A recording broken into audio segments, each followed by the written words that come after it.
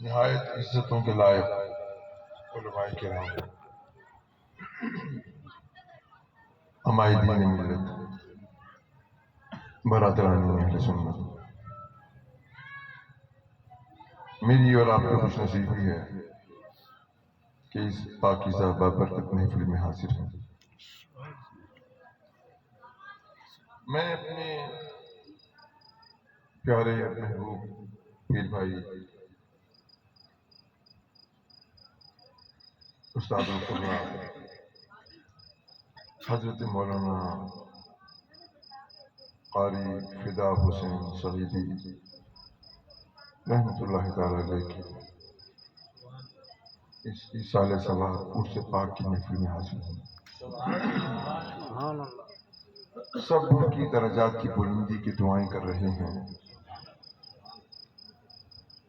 اور میں آیا اصل میں مجھے تھوڑا سا کنفیوژن تھا کہ یہ میلاد شریف کی محفل ہے یا کیا، گفتگو کس پہ کرنی ہے، مجھے کچھ سمجھ نہیں آ رہی تھی۔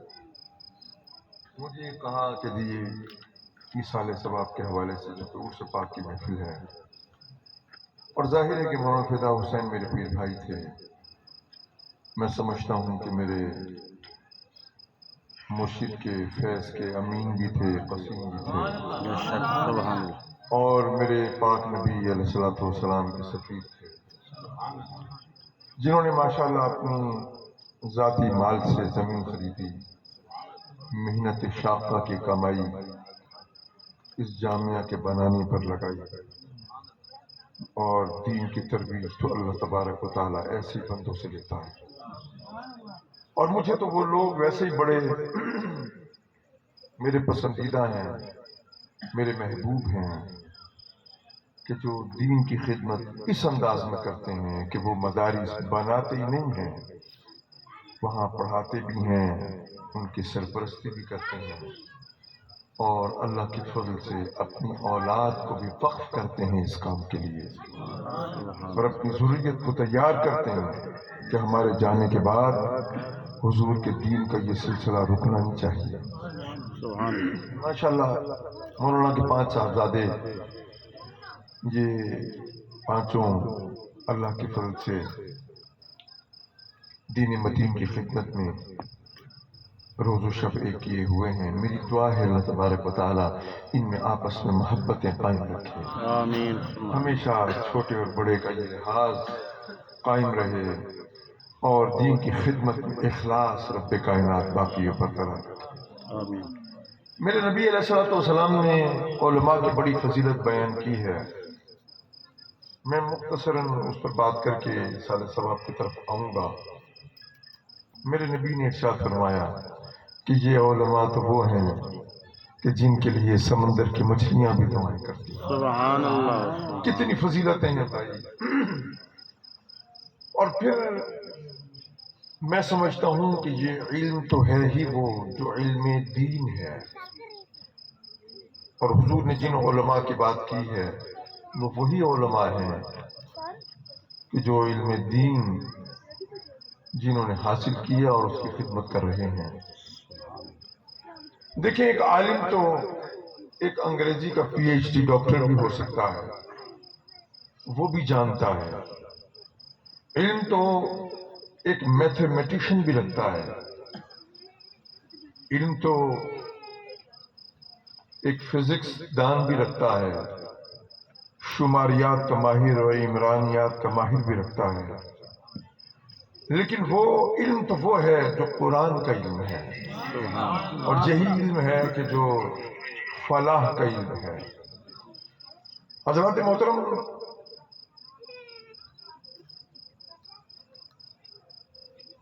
اس میں کوئی شک نہیں کہ ہم اپنے بچوں کو قرآن پڑھاتے ہیں، اور ہماری کوشش ہوتی ہے کہ ہم انہیں قرآن کی مفاہیم سمجھائیں، لیکن میں یہاں رک کر ایک بات کرنا چاہوں گا، وہ یہ ہے کہ چونکہ مولانا کا جو وقار اللہ نے ان کو دیا اور جو ان کو فضیلت عطا فرمائی، وہ ظاہر ہے علم دین کی وجہ سے تھی۔ سبحان اللہ. بے شک. میں جو آپ کی خدمت میں یہاں حاضر ہوا، مجھے معلوم ہے کہ یہاں خطبہ کی اور علماء کی کمی نہیں ہے، لیکن وہ جو نسبتیں ہیں روحانی غزالی زمانے، جو علم کی بہاریں، آپ نے مجھے یاد ہے ایک دفعہ فرمایا ارشد سنگھ کو، بیٹا میں تمہیں عالم دیکھنا چاہتا ہوں، تمہیں پیر نہیں دیکھنا چاہتا. اللہ. سبحان اللہ. اور یہ بھی فرمایا کہ اگر میں پیر بننا چاہتا تو میں اس دنیا کا سب سے بڑا پیر بنتا. فرمایا کہ میں تمہیں عالم دیکھنا چاہتا ہوں. اللہ اکبر. اور میرے اور آپ کے نبی علیہ الصلوۃ والسلام کو باقی انبیاء کرام پر جو فضیلت ہے، اس کی اصل وجہ فضیلت علم ہے.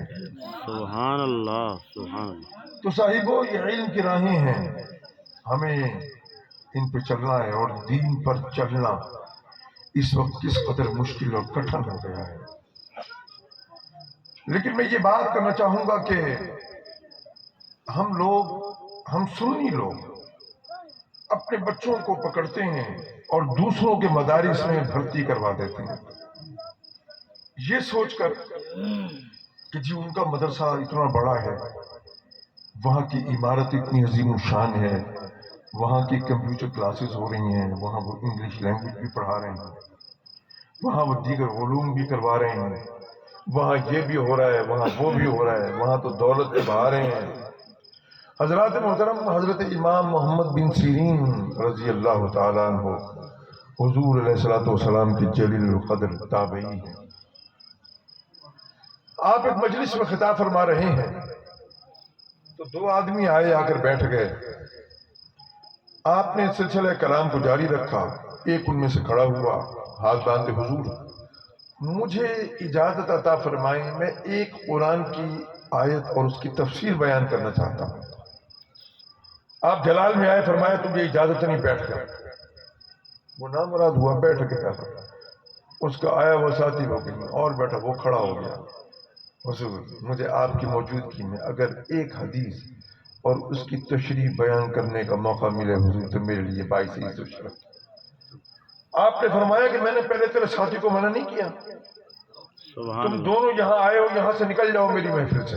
اللہ. جلال میں آ گئے، فرمایا اگر تم نہیں جاتے تو میں اٹھ کر چلا جاتا ہوں. وہ نامراد ہوئے، اٹھ کے چلے گئے. باقی حاضرین مجلس میں کسی نے پوچھا حضور معاملہ کیا تھا؟ حضور ان میں سے ایک قرآن کی آیت اس کی تفسیر اور دوسرا ایک حدیث اس کی تشریح ہی تو بیان کرنا چاہتے تھے، انہیں اجازت مل جاتی. آپ نے فرمایا تم سمجھے نہیں، تمہیں معلوم نہیں یہ منافق تھے. اللہ. میں اس بات سے ڈر رہا تھا کہ کہیں یہ قرآن مجید فرقان حمید کی آیت مبارکہ کی کوئی غلط تفسیر اور حدیث مبارکہ کی غلط تشریح بیان نہ کر دیں جو میرے قلب و ذہن میں بیٹھ جائے اور میں اپنے ایمان سے ہاتھ دھو بیٹھوں. صاحبو ذرا سوچو تو صحیح، وہ علامہ ابن علامہ جن کی تربیت صحابہ کبار نے کی ہو، اپنے ایمان کی اس قدر فکر کر رہا ہے کہ ایک منافق کی زبان سے قرآن کی ایک آیت کی تفسیر نہیں سنتا، ایک حدیث کی تشریح نہیں سننا گوارا کرتا ہوں. اور ہم اپنے بچوں کو محض یہ کہہ کر کہ جی پڑھاتے تو وہ بھی قرآن ہی ہے نا، پڑھاتے تو وہ بھی حدیث ہی ہے، اور ہم اپنے بچوں کو بے دریغ ان کے بعد جمع کرا دیتے ہیں. ہمیں یہ سوچنا چاہیے کہ ہم اپنے بچوں کو ان کے مدارس میں داخل کروا کر کہیں کوئی دہشت گرد تو نہیں بنا رہے. اللہ. آج ہمارے اہل سنت کے ہر گھر میں یہ فساد پھیلا ہوا ہے، اس لیے کہ اس بات کا ہمیں ادراک ہی نہیں رہا تھا. ہم صرف اس لیے سنی ہیں کہ ہمارے آباء و اجداد سنی ہیں، ہم نے دین کا علم تو حاصل کیا نہیں. قرآن وہ بھی حفظ کرا دیتے ہیں اور ہم بھی حفظ کرا دیتے ہیں. تو میں یہاں رک کر یہ بات عرض کروں گا صاحبزادگان کی موجودگی میں کہ آپ جب قرآن پڑھاتے ہیں تو خدا کے لیے آپ قرآن کے مفاہیم بھی بتلائیں. صرف ان کو قرآن حفظ نہیں کرانا، صرف ان کو ناظرہ نہیں پڑھانا، بلکہ ان کو جید عالم بنانا ہے. کم از کم اپنا مسلک تو بتائے. اور الحمدللہ مفتی غلام حسین رضوی صاحب سے میں نے عرض کر کے کتاب لکھوائی تھی جو رسائل و مسائل کے نام سے انہوں نے لکھی ہے، اور وہ ماشاءاللہ ہمارے جو تجوید و قرات کے بچے ہوتے ہیں ان کو جب وہ کروائی جاتی ہے تو ان کو کم از کم اپنے مسلک کی بنیادی چیزیں ضرور پتہ چلتی ہیں۔ سبحان اللہ سبحان اللہ حضرات محترم یہ بڑی اہم بات ہے۔ ایک گھر کا بچہ جو آپ کے پاس آ کر حفظ کر کے گیا اور کسی دوسرے کے ہتھے لگا اور اس نے اس کے بعد اس کو جناب کچھ ادھر کی ادھر ہاکی اور وہ بچہ اپنے ایمان سے جاتا رہا۔ اللہ اکبر۔ قرآن حفظ کرنا یقیناً بڑی فضیلت کی بات ہے، لیکن اس سے بڑھ کر فضیلت یہ ہے کہ آپ بچوں کو قرآن کی فضیلت بتائیں، ان کے معارف، ان کے مفاہیم بتائیں۔ اس لیے کہ دیکھیں قرآن مجید فرقان حمید اللہ تبارک و تعالیٰ نے ایسا کبھی نہیں کیا کہ وہ کوئی کتاب چھپی چھپائی افراد و اقوام کے ذریعے، فرشتوں کے ذریعے ان میں تقسیم کر دی ہوں اور یہ بات لوگوں میں چھوڑ دی ہو کہ جی تم اس کو اپنی مرضی کے مطابق اس پہ عمل کرو اور اس کے مطابق اپنی زندگی گزار دو۔ نہیں، جب بھی قرآن آیا تو نبی رسول کے ذریعے آیا اور نبی اور رسول نے اس کتاب پر عمل کر کے دکھایا۔ جب قرآن آیا تو صاحب قرآن کے ذریعے آیا۔ تو مجھے کہنے دو کہ میرے نبی علیہ الصلوۃ والسلام نے قرآن کے ایک ایک لفظ کو اپنی پوری شان امانت کے ساتھ ہم تک پہنچایا ہے، ہمیں پڑھ کر سنایا، سمجھایا ہے اور عمل کر کے دکھایا ہے۔ سبحان اللہ سبحان حضور علیہ الصلوۃ والسلام نے صرف قرات نہیں سکھائی تھی، حضور نے اس کے مفاہیم بتائے تھے، حضور نے اس کی تشریحات سکھائی تھی، جید علماء بنائے تھے۔ تو ہمارے مدارس کا کام یہ ہونا چاہیے۔ تو حضرات محترم یہ بڑی ضروری بات ہے۔ اس کے علاوہ میں عرض کروں گا کہ جتنا بڑا منصب ہے ذمہ داری بھی اسی قدر ہے۔ علماء کو رب کائنات نے جو عظیم منصب عطا فرمایا ہے تو ان پر آنے والی ذمہ داری بھی بہت بڑی ہے۔ ان سے سوال و جواب بھی اسی طرح ہوگا کہ جب تمہیں اس منصب پر بٹھایا تھا تو اب بتاؤ کہ تم نے اس منصب کے ساتھ کہاں تک وفاداری نبھائی ہے۔ حضرات محترم مولانا نے بڑا کام کیا۔ ایک ماشاءاللہ انہوں نے اس علاقے میں، اس پسماندہ علاقے میں اپنی محنت شاقہ، اپنے رزق حلال سے زمین خریدی اور مدرسہ بنایا، اور اب ان کی ضروریت کی ذمہ داری ہے کہ ان کے اس مشن کو آگے بڑھائیں، چار چاند لگائیں تاکہ ہر سو میرے نبی علیہ الصلوۃ والسلام کی توحید و رسالت کا پرچم ہر گھر پر لہرائے اور حضور یہاں پر ہر گھر سے حضور کے غلام پیدا ہو۔ سبحان اللہ سبحان حضرات محترم میں عرض کر رہا تھا کہ یہ اللہ والے جب اس دنیا سے جاتے ہیں تو موت انہیں مارتی نہیں ہے، یہ مرتے نہیں ہیں، یہ اپنی قبروں میں زندہ ہوتے ہیں اور اللہ تبارک و تعالی جس کو جس حال میں چاہتا ہے زندہ رکھتا ہے۔ بھئی حضور علیہ الصلوۃ والسلام نے ارشاد فرمایا تم اس پر درود و سلام بھیجتے ہو، میں اسے سنتا ہوں۔ حضور سماعت فرماتے ہیں۔ تو صحابہ نے عرض کیا حضور کیا بعد از وصال بھی؟ حضور جب جسم اقدس بوسیدہ ہو جائے گا۔ اب صحابہ کبار کا سوال بتا رہا ہے کہ حضور علیہ الصلوۃ والسلام نے ان ظاہری کانوں سے سننے کی بات کی ہے، تبھی تو یہ سوال کیا تھا، ورنہ تو سوال ہی کم بنتا ہی نہیں تھا۔ حضور نے فرمایا کہ اللہ تبارک و تعالی نے زمین کو مٹی پر حرام کر دیا ہے، مٹی کے لیے حرام کر دیا ہے کہ وہ انبیاء کرام کے اجسام کو کھائیں۔ اور ہم نے دیکھا کہ بے شمار صحابہ کبار کی جب قبر کشائی کی گئی تو ان کے اجسام صحیح و سالم نکلے۔ کتنے ہی اولیاء کرام کے اجسام کی جب ان کی قبروں کی کشائی کی گئی تو ان کے اجسام صحیح سالم نکلے۔ آج کی سائنس اس بات کو نہیں مانے گی، لیکن یہ مشاہدے کی چیزیں ہیں۔ حضرات محترم غزوہ بدر پر جب کفار اور مشرکین کی لاشوں کو حضور نے فرمایا گڑھا کھودو ان کو اس میں ڈال دو، تو ڈال دیا گیا۔ اگلے دن میرے سیدی ان کی اس گڑھے پر قبر پر تشریف لے گئے اور حضور نے پوچھا اے کافرو، اے مشرکو، کیا تم نے خدا کے وعدے کو سچا جانا؟ تو حضرت عمر بن خطاب نے اس کیا حضور یہ تو مرگ ہے، حضور کیا یہ سنتے ہیں؟ حضور نے فرمایا یہ تم سے کم نہیں سنتے۔ اب سنتے انبیاء بھی ہیں، سنتے یہ کفار اور مشرکین بھی ہیں۔ انبیاء کرام سنتے ہیں تو اپنے ان ظاہری کانوں سے سنتے ہیں، اور یہ کفار اور مشرکین سنتے ہیں تو ان کی روحیں سنتی ہیں۔ لیکن سننا تو ثابت ہے نا حضرات محترم۔ اب آپ دیکھیں، میں نے جو آیت کریمہ تلاوت کی وہ تو کی، آپ نے ایک آیت کریمہ کا ورد اکثر سنا ہوگا، اِنَّكَ لَا تُسْمِعُ الْمَوْتَى۔ یہ آپ ان مردوں کو نہیں سنا سکتے۔ اِنَّكَ لَا تُسْمِعُ الْمَوْتَى، بے شک آپ ان مردوں کو نہیں سنا سکتے۔ حضرات محترم، اس پر ان لوگوں نے جتنا جاہلانہ کلام کیا ہے میں بتا نہیں سکتا۔ اس کی اہمیت ایک حباب سے زیادہ نہیں ہے، ایک پانی کے بلبلے سے زیادہ اس کی حیثیت اور وقت نہیں۔ دیکھیں، لا تسمع الموتى، لا تسمع، یہ تسمع کا مصدر کیا ہے؟ علماء بیٹھے ہیں، اسمع، اس کا مطلب کیا ہوتا ہے؟ اس کا مطلب سنا سکنا نہیں ہے، اس کا مطلب ہے سنانا۔ اب آیت کریمہ کا مطلب ذرا آیت پڑھ لیں۔ اِنَّكَ لَا، یہ سورہ نمل کی آیت نمبر 80، لیکن آیت نمبر 81 کو ملا کر پڑھیں تو بات واضح ہو جاتی ہے۔ رب کائنات نے ارشاد فرمایا اِنَّكَ لَا تُسْمِعُ الْمَوْتَى وَلَا تُسْمِعُ الصُّمَّ الدُّعَاءَ إِذَا وَلَّوْا مُدْبِرِينَ وَمَا أَنْتَ بِهَادِ الْعُمْيِ عَنْ ضَلَالَتِهِمْ إِن تُسْمِعُ إِلَّا مَن يُؤْمِنُ بِآيَاتِنَا فَهُمْ مُسْلِمُونَ۔ بے شک پیارے نبی علیہ الصلوۃ والسلام آپ ان کو نہیں سناتے، بے شک آپ انہیں نہیں سناتے۔ یہ لوگ ترجمہ کرتے ہیں نہیں سنا سکتے۔ ان سے کو پوچھو خدا کا خوف کرو، اس آیت میں سنا سکتے، سنا سکتے، یہ سکتے کس لفظ کا ترجمہ ہے؟ یہ ترجمہ غلط کرتے ہیں۔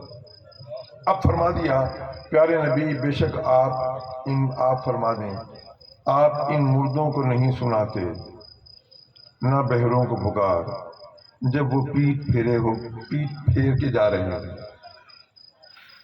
اور آپ راہ پر لانے والے نہیں ان گمراہوں کو ان کی گمراہی کی وجہ سے، لیکن آپ سناتے ہیں ان کو کہ جو ہماری آیتیں تلاوت کرتے ہیں۔ اب اس میں رب کائنات نے دو طرح کے افراد کا بیان فرمایا، ایک جنہیں آپ نہیں سناتے وہ کون ہیں، اور ایک جنہیں آپ سناتے ہیں۔ اگر آیت کریمہ کے اگر آپ نے ملا کر پڑھا اور ترجمہ سمجھ لیں تو بات واضح ہو جاتی ہے۔ پیارے حبیب علیہ الصلوۃ والسلام آپ نہیں سناتے انہیں جو کافر ہیں۔ یہ آیت مبارکہ کفار اور مشرکین کے حق میں نازل ہوئی، جیسے کہ صم بکم عمی فہم لا یعقلون، صم بکم عمی فہم لا یرجعون۔ رب کائنات نے اس میں ان کو اندھے بہروں سے بھائی تشبیہ دی یا نہیں دی؟ گنگوں سے تشبیہ دی ہے۔ رب کائنات جل شانہ نے اس آیت مبارکہ میں ان کو مرے ہوئوں سے تشبیہ دی ہے۔ پیارے حبیب جو کلمہ گو نہیں ہیں ان کو تو زندہ رہنے کا حق ہی کچھ نہیں، یہ تو مرے ہوئوں کی مانی۔ آپ فرما دیں کہ تم تو مرے ہوئوں کی طرح ہو، ہم آپ نہیں سناتے انہیں، لیکن انہیں تو سناتے ہیں کنہیں کہ جو ہماری آیتیں تلاوت کرتے ہیں، اور وہی تو مسلمان ہیں۔ سبحان اللہ، نعرہ تکبیر، نعرہ رسالت، جشن عید میلاد النبی، علماء اہل سنت، فیضان کرم حضور غزالی زمان۔ اب کبھی آپ نے یہ غور کیا ہے کہ آخر یہ اس بات پر زور کیوں دیتے ہیں کہ جناب انک لا تسمع الموتى، بے شک آپ ان مردوں کو نہیں سنا سکتے؟ یہ کیوں اس پہ زور دیتے ہیں؟ یہ زور اس لیے دیتے ہیں کہ آپ یہ ثابت کر دیں کہ یہ جو دنیا سے چلا گیا اب وہ مر گیا، موت فنا کا نام ہے، اب فنا کے بعد سماعتیں باقی نہیں رہتی، तो तुम फिर बाबा फरीद क्या करने जाते हो, तुम क्या सुनाने जाते हो दाता दरबार पर? अरे वो तो सुनते ही नहीं, माज़अल्लाह उन्होंने उनकी समातों का इनकार किया, कुरान का इनकार किया, मेरे नबी अलैहिस्सलाम की मुबारक अहदीस का इनकार किया। हजरत मोहतरम तिरमिज़ी शरीफ की हदीस है, हजरत अब्दुल्ला बिन अब्बास रज़ी अल्लाह तआला अन्हु आप फरमाते हैं कि एक शख्स सफर पे निकलता है। आप जानते हैं कि पहले जमाने में जब सफर होते थे तो वो कोई आज के जमाने की तरह नहीं होते थे कि जिस तरह चमकती दमकती गाड़ियां हों, हवाई जहाज हों। हजरत मोहतरम उस जमाने में सफर होते थे तो घोड़ों पर होते थे, महीनों की मुसाफत होती थी, लोग सफर करते थे तो एक दूसरे को खुदा हाफिज कहकर जाते थे, न जाने दोबारा वापसी कब हो, जिंदगी रहे या ना रहे। हजरत मोहतरम तो हजरत अब्दुल्ला बिन अब्बास फरमाते हैं कि एक सहाबी रसूल सल्लल्लाहु अलैहि वसल्लम जब वो सफर पर निकलता है तो ये सहराए अरब का जमाना है, सहराए अरब का इलाका है, अल्लाह अकबर, ये पहले जमाने की बात है। एक सहाबी रसूल निकलता है अपने साथ, जब उस जमाने के लोग सफर पर निकलते थे तो अपने साथ एक खेमे को या उसे चौकीदारी कह लें या टेंट कह लें अपने साथ लेकर जरूर निकलते थे, इसलिए कि जब सूरज की तमाज़त के बाइस जब सफर जारी रखना मुमकिन न हो तो उस चौकीदारी को खोलकर एक टेंट की सूरत इख्तियार करें, कमरा बना लें, उसमें कुछ देर रेस्ट करें, आराम करें और उसके बाद अपनी मंजिल मकसूद की तरफ रवा दवा हूँ। साहिबो तो ये तिरमिज़ी शरीफ की हदीस है, सहाबी रसूल सफर पर निकले, इसी तरह अपने साथ सामान में एक चौकीदारी को रखा, जब सूरज की चमक के बाइस, शिद्दत के बाइस, गर्मी के बाइस सफर जारी रखना मुमकिन न रहा तो अपनी उस चौकीदारी को खोला, उसे खेमे की एक कमरे की शक्ल दी, जैसे ही उसमें जाने का इरादा किया आवाज आई तबारकल्लज़ी बियदिहिल मुल्क वहुवा अला कुल्लि शैइन क़दीर अल्लज़ी खलक़ल मौत वल हयात लियब्लुवकुम अय्युकुम अहसनु अमला। अरे कोई कुरान मजीद फुरकान हमीद की तिलावत कर रहा है, ये घबराए, अल्लाह अकबर, तबीयत में इज़्मिहलाल पैदा हुआ, ये परेशानी पैदा हुई। अरे तिलावत हो रही है मगर कारी नजर नहीं आता, अपने ऊंट को उठाया बिठाया, इधर उधर चक्कर लगाया, चौकीदारी के गिर्द घूमे फिरे, सब जगह देखा, लेकिन पढ़ने वाला कारी नजर नहीं आता। लेकिन फिर ये सोचकर अपने दिल को तसल्ली दी कि जब मैं अपने सैयदी की बारगाह में जाऊंगा ना तो मैं अपना सारा अहवाल कहूंगा तो मेरे सैयदी मुझे काफी और शाफी जवाब अता फरमाएंगे। सुभान अल्लाह। हजरत मोहतरम वो सहाबी था, उनका अकीदा ये नहीं था कि मेरे नबी को कोई दीवार के पीछे की खबर नहीं है, बल्कि वो तो उनका अकीदा ये था कि मैं सैकड़ों मील की मुसाफत पर हूँ, मैं सहराए अरब में हूँ, ट्रॉपिक ऑफ कैंसर से गुजरता हुआ ये सहराए अरब है, मैं इसके लकुदक मैदान में मैं कहीं पड़ा हूँ। मेरे नबी अलैहिस्सलातु वस्सलाम अपनी चश्मे माज़ाक से मा ज़ागल बसर वमा तगा की शान वाले नबी मुझे देख भी रहे हैं, मुझे सुन भी रहे हैं। सुभान अल्लाह, अल्लाहु अकबर या रसूल शान मुस्तफा मुस्तफा। सुभान अल्लाह। हजरत मोहतरम उसके बाद उन्होंने वो तिलावत कलाम पाक होती रही। जब सूरज ढल गया उन्होंने अपनी चौकीदारी को बांधा, जो काम करना था वो किया, वापस मदीना तैयबा तशरीफ ले गए, अपने मकान पे नहीं गए, हुजूर के काशाने पे हाजिरी दी और अपना सारा माजरा मेरे सैयदी की बारगाह में रख दिया। हुजूर ने समाअत फरमाया, हुजूर ने फरमाया कि जिस जगह तुमने जिस जगह तुमने खेमा लगाया था वहां कब्र थी एक मर्द खुदा की। फरमाया वो अपनी कब्र में तिलावत कलाम पाक कर रहा था। अल्लाह, मेरे नबी ने फरमाया वो सूरह मुल्क पढ़ रहा था, हियल मुंजियतो हियल मुजादिला। फरमाया ये सूरह मुल्क जो है ना ये तो अपने रब की बारगाह में झगड़ा करती है, मौला या मुझे अपने कलाम से निकाल दे या मेरे पढ़ने वाले कारी को बख्श दे। हजरत मोहतरम अब मेरे नबी ने जो मसला बयान फरमा दिया, यानी आपने ये फरमा दिया कि जो हमारी नजरों से ओझल हो जाए लेकिन वो साहिब ईमान हो, अल्लाह वाला हो, جس نے اپنی شبوں کو اللہ کی بارگاہ میں اپنی پیشانیوں کو جھکائے رکھا ہو وہ مرتا نہیں ہے، بے شک موت اسے مارتی نہیں ہے۔ موت اس کے لیے پیغام فنا نہیں ہے۔ یا ایتھا النفس المطمئنہ سبحان اللہ ارجعی الی ربک راضیۃ مرضیہ، اے میرے ہجر میں، میرے فراق میں ماہی بے آپ کی طرح تڑپنے والے ہیں، اے سن یہ موت تیرے لیے پیغام فنا نہیں ہے، بلکہ ہم تو یہ کہتے ہیں کہ الموت جسر یرسل الحبیب الی الحبیب۔ یہ موت کیا ہے؟ یہ تو ایک پل کی مانند ہے، ایک طرف تو کھڑا ہے، دوسری طرف تیرا محبوب ہے۔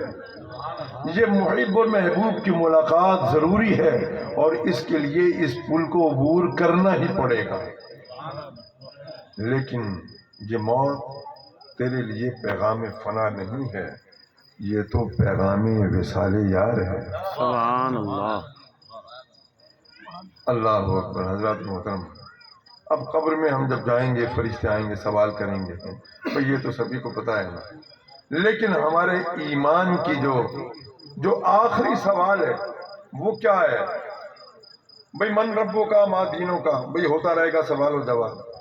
جب میں اوامر کو مانتا ہوں، نواہی کو مانتا ہوں، ہاں بے رب تجھے تیری الوہیت کا ربوبیت کا اعتراف و اقرار کرتا ہوں، ساری چیزیں مانتا ہوں، تو رب کائنات اس کو چھوڑے گا نہیں، بلکہ آخر میں فرمائے گا کہ بھئی ہاں جب میرے نبی علیہ الصلوۃ والسلام کی جلوہ گری ہوگی، پھر حضور کا چہرہ اقدس جب نگاہوں کے سامنے ہوگا تو پھر سوال ہوگا کیا ان کو پہچانتا ہے؟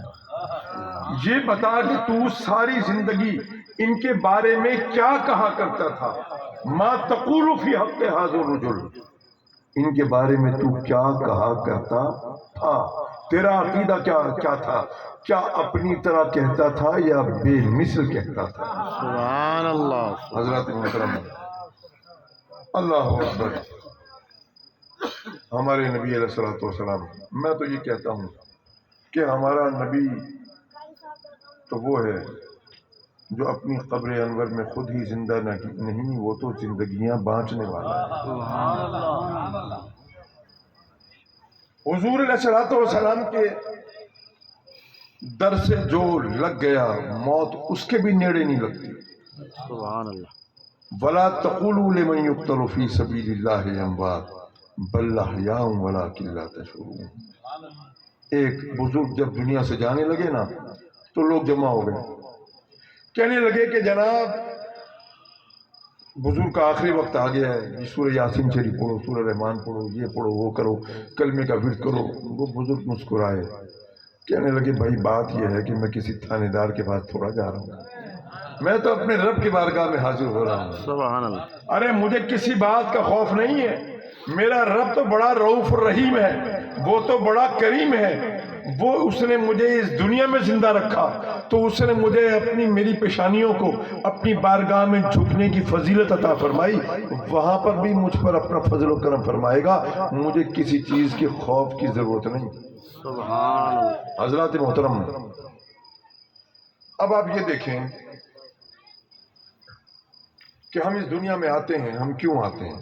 اس لیے آتے ہیں کہ شادیاں کریں، بچے پیدا کریں، مر جائیں، یہ ہماری زندگی کا کوئی مقصد ہے؟ رب کائنات نے ہمیں کیوں پیدا فرمایا؟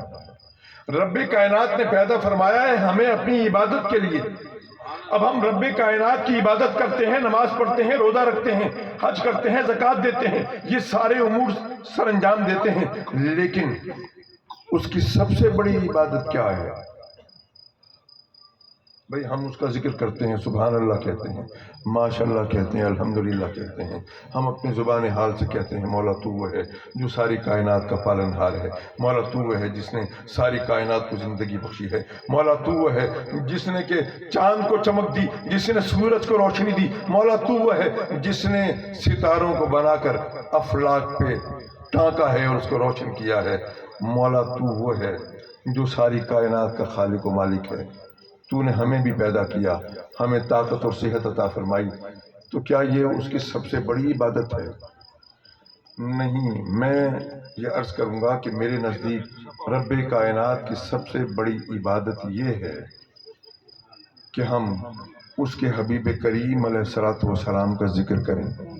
سبحان اس اللہ، لیے کہ رب کائنات نے اپنے حبیب علیہ الصلوۃ والسلام کو جامع الصفات بنایا ہے۔ ارے کائنات کا ہر رنگ، ہر ادا، ہر حسن، ہر خوبی، ہر زیبائی، ہر رعنائی اپنے حبیب علیہ الصلوۃ والسلام کے دامن سے وابستہ کر دی ہے۔ تو جس طرح حضور کی ذات جامع الصفات ہے، بالکل اسی طرح حضور کا ذکر بھی جامع الاذکار ہے۔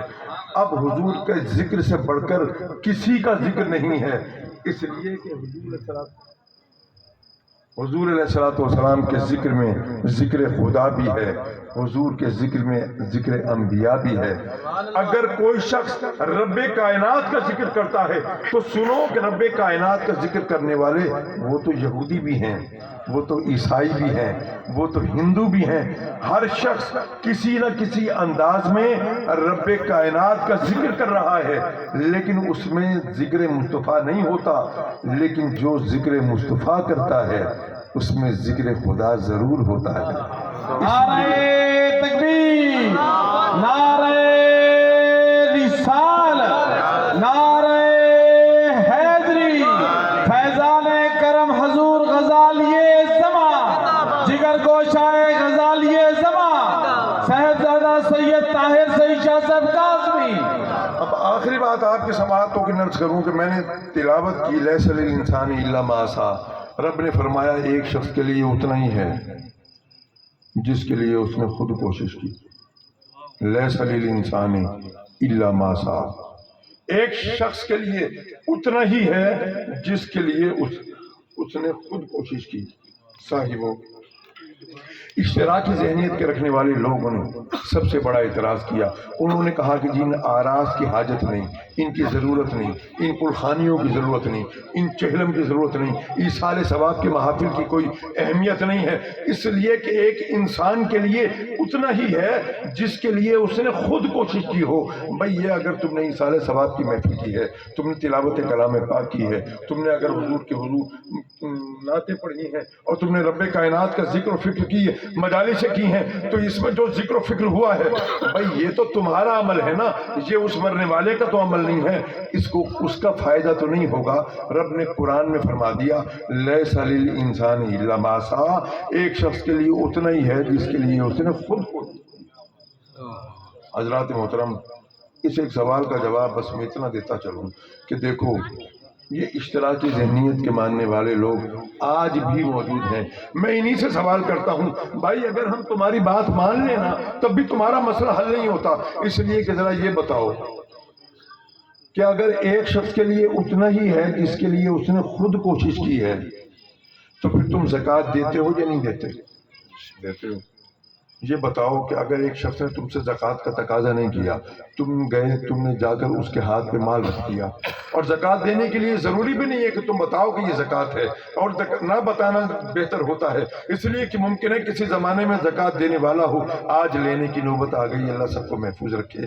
صاحبو، تو ایک شخص بیٹھا، آپ کو معلوم ہے کہ یہ زکوٰۃ کا مستحق ہے، آپ نے اس کے ہاتھ میں زکوٰۃ کی رقم رکھی، اس نے کوئی تقاضا نہیں کیا، وہ آپ کے گھر نہیں گیا، اس نے مانگا نہیں، اس نے کوئی مطالبہ نہیں کیا، لیکن آپ نے اس کے ہاتھ پر رکھ کر مجھے بتاؤ کہ اس کو اس مال کا اس کو کامل تصرف کرنے والا بنایا یا نہیں بنایا؟ اب اگر ایک شخص کے لیے اتنا ہی ہے جس کے لیے اس نے خود کوشش کی ہو تو یہ بتاؤ کہ ایک شخص جو دنیا سے چلا گیا، اس کے شیر خوار بچے ہیں، وہ اپنے ماں باپ کی جائیداد میں حصے دار ہوں گے یا نہیں ہوں گے؟ ہوں گے۔ بھائی شیر خوار بچے نے تو ایک قدم بھی نہیں بڑھایا، اس نے تو کوئی محل نہیں بنایا، اس نے تو اپنے باپ کی دکانداری میں کوئی حصہ نہیں ڈالا، اس نے تو کچھ نہیں کیا، وہ تو گھر میں شیر خوار بچہ، وہ تو دودھ ہی پیتا رہا، جوان ہوا، اپنے باپ کی جائیداد کا وہ وارث ہے۔ اسے یہ وراثت کا حق کس نے دیا ہے؟ اللہ نے دیا ہے، اس کے رسول نے دیا ہے۔ ایسے ہی اب اسی طرح سے ہبہ کی دیگر اور آیات ہیں۔ صاحب پھر انہی کی نسل کا ایک اور فتنہ پیدا ہوا، اسے ہم تاریخ میں معتزلہ کے نام سے جانتے ہیں۔ انہوں نے نعرے مارا کہ جناب ایک شخص کے عمل کا فائدہ دوسرے کو نہیں پہنچتا۔ انہوں نے کہا تھا کہ ایک شخص کے لیے اتنا ہی ہے جس کے لیے اس نے خود کوشش کی ہو۔ معتزلہ نے کہا کہ جناب بات یہ ہے کہ ایک شخص کے عمل کا فائدہ دوسرے کو نہیں پہنچتا۔ آج بھی ذہنیت کے لوگ موجود ہیں، آج بھی وہ نعرے لگاتے ہیں۔ حضرات محترم، میں آخری بات عرض کر رہا ہوں، یہ معتزلہ وہ تھے کہ جو دین میں بڑے قائم تھے، بڑے پکے تھے، نمازوں کے بڑے عاشق تھے، روزے کے بڑے عاشق تھے، روزے رکھتے تھے، نمازیں دیکھ کر لگتا تھا ان سے بڑا مسلمان ہی کوئی نہیں ہے، لمبی لمبی داڑیاں رکھتے تھے، لیکن دین میں بڑے متشدد تھے۔ حضرت امام احمد بن حنبل کو انہوں نے شہید کیا تھا۔ اللہ عقائد ان کے بالکل عقائد باطلہ تھے۔ حضرات محترم، میں اس طرف نہیں جا رہا، صرف عرض یہ کر رہا ہوں کہ ان کا یہ عقیدہ تھا کہ ایک شخص کے عمل کا فائدہ دوسرے کو نہیں پہنچتا۔ میں ایسے لوگوں سے جو آج بھی موجود ہیں، یہ ان کے عقیدے کا پرچار کرتے ہیں، میں ان سے، اور اسی وجہ سے یہ قرآنیوں پر اعتراضات کرتے ہیں، میں ان سے پوچھتا ہوں بھائی ذرا یہ بتاؤ کہ اگر ایک شخص کے عمل کا فائدہ دوسرے کو نہیں پہنچتا تو یہ نماز جنازہ کیا ہے؟ یہ تو ہمارا عمل ہے نا بھائی، تمام فرقوں میں بلا امتیاز یہ نماز جنازہ ادا کی جاتی ہے نا، یہ ہمارا عمل ہے۔ اس کا فائدہ مرنے والے کو پہنچتا ہے یا نہیں پہنچتا؟ پہنچتا ہے، یقیناً پہنچتا ہے، سبھی پڑھتے ہیں، پہنچتا ہے تبھی تو پڑھتے ہو، اگر نہ پہنچتا تو پڑھتے کیوں ہو؟ اور پھر رب کائنات نے کیا فرشتوں کو، کیا انبیاء کرام کو، کیا ہمیں اور تمہیں یہ دعا کرنے کا حکم نہیں دیا؟ اور ہمارے حضرت ابراہیم خلیل اللہ کی یہ دعا ہم ہر نماز میں نہیں پڑھتے ربی جلنی کی، جنہوں نے دعا فرمائی مولا میرے والدین کو بخش دے، مومنین کو بخش دے، مومنات کو بخش دے، مولا میری ذریت کو بخش دے۔ بھئی اگر ایک شخص کے عمل کا فائدہ دوسرے کو نہیں پہنچتا تو میں پوچھ سکتا ہوں یہ فرشتے مومنین اور مومنات کی بخشش کی دعائیں کیوں کر رہے ہیں؟ یہ انبیاء کرام ان دعاؤں میں اپنا وقت ضائع کیوں کرتے رہے؟ اللہ سبحان اللہ۔ بھئی اب بات آخر یہ ہے کہ یہ ایصال ثواب، اب یہ ایک بدنی ہے بھائی، جو ہم نے قرآن پڑھا، ہم نے نوافل پڑھے، یہ بدنی اعتبار، ہمارا بدن اس میں شامل ہوا۔ اس کے علاوہ ایک ہے جی جو مالی ہے، مثال کے طور پر یہ جو آپ نے کوئی کنواں بنوا دیا، آپ نے ہسپتال بنوا دیا، آپ نے کہیں کوئی ایسا کام کیا، کوئی مدرسہ بنوا دیا، آپ نے کسی مسجد میں کوئی پیسہ ڈالا، اللہ اکبر، ظاہر ہے کہ یہ آپ کا مالی خدمت ہے جس کا اللہ تعالیٰ آپ کو فائدہ دے گا۔ اب ایک ایسی عبادت ہے کہ جو مالی اور بدنی دونوں کا مکسر ہے، جیسے کلخانی، اس پر مال بھی خرچ ہوا، اور ماشاءاللہ اس میں قرآن پڑھا گیا، اس میں تقاریر نعتیں پڑھی گئیں، اس میں سارا کچھ ہوا، اللہ اکبر۔ حضرات محترم، تو یہ ایصال ثواب کی محفل ہے، یہ عرس کی مبارک تقریب ہے۔ حضرت فدا حسین سعیدی رحمۃ اللہ تعالیٰ علیہ کی درجات کو رب کائنات ان کو بہت بڑھائے، اور رب کائنات ان کی قبر پر، ان کی تربت پر کروڑوں رحمت نازل فرمائے، اور میرے بروز محشر میرے سیدی کی بارگاہ میں حاضر رہیں، اور میرے مرشد کے دامن پکڑ کر ہم سبھی ان کے پیچھے ہوں۔ اللہ اکبر۔ حضرات محترم، تو میں عرض کر رہا تھا کہ یہ کلخانی کی جو محافل ہوتی ہیں یا آراز کی محافل ہوتی ہیں، حضور غزالی زماں کے بھی اس کی محفل ہوتی ہے، داتا صاحب کے بھی اس کی محفل ہوتی ہے، بنیادی طور پر یہ ایصال ثواب کی محافل ہے۔ سبحان اللہ۔ بھئی اس میں جو بھی ثواب ہوتا ہے، ہم رب کائنات کے حضور عرض کرتے ہیں مولا اس سارے کام پر تو نے ہمیں جو ثواب عطا فرمایا، یہ اس وہ جو ہمارا بزرگ ہے مولا، یہ ان کی روح پرفتوں کو اس کا ثواب پہنچ دے۔ اس سے ہوگا یہ کہ جو ان کی روح ہماری طرف متوجہ ہوگی، ان کے درجات کی بلندی ہوگی، اور ہمیں تو اس کا فائدہ پہنچے گا ہی۔ سبحان اللہ۔ ہمارے نیکی میں، ہمارے ثواب میں کمی نہیں ہوگی، لیکن اس کا ایصال ان کو بھی ہو جائے گا۔ حضرات محترم، اب آخری بات یہ ہے کہ یہ جو حج ہے یہ بھی اسی کی قسم ہے۔ تو یہ جو محافل ہے یہ ہم منعقد کرتے ہیں۔ اب کوئی شخص یہ پوچھے کہ جی پھر لیس للانسان الا ما سعی کا مطلب کیا ہوا؟ تو میں عرض کر دوں گا، علماء نے بتایا بھئی یہ آیت مبارکہ مسلمانوں کے حق میں نہیں بلکہ کافروں کے حق میں نازل ہوئی تھی، اس لیے کہ کفار کا ہمارا عقیدہ ہے کہ ہمارے کسی عمل کا فائدہ کسی کافر کو نہیں پہنچتا۔ تم لاکھ قرآن مجید کا ختم نکالتے رہو، تم لاکھ کلمہ طیبہ پڑھتے رہو، اس کا ثواب کسی کافر کو پہنچاتے رہو، رب کائنات اس کو اس کا ثواب نہیں پہنچائے گا۔ ارے یہ ثواب پہنچتا ہے تو اہل ایمان کو پہنچتا ہے، اللہ والوں کو پہنچتا ہے، مومنین کو پہنچتا ہے، مومنات کو پہنچتا ہے، مسلمین کو پہنچتا ہے، مسلمات کو پہنچتا ہے۔ سبحان اللہ۔ اللہ تبارک و تعالیٰ ان کے درجات بلند فرماتا ہے، اور ان کے صدقے سے جو اس میں شریک ہوتے ہیں ہم سب انہی کی گھنڈی میں آ جاتے ہیں۔